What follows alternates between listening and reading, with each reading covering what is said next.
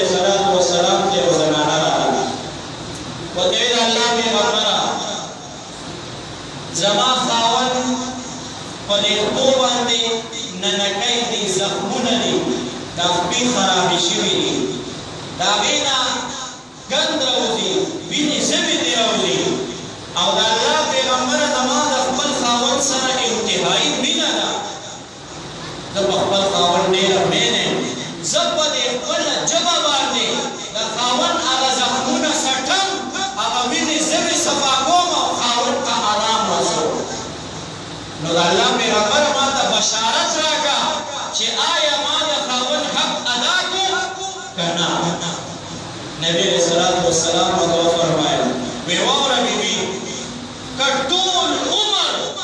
تر مرګ پورې ته د خاوند د زخمونو په جبه وسټې لیکن خاوند چې د بهر ستړی ستومانه راغی او تا دې وکتل او د پتا باندې خپل ستړیوالی خرڅولو نه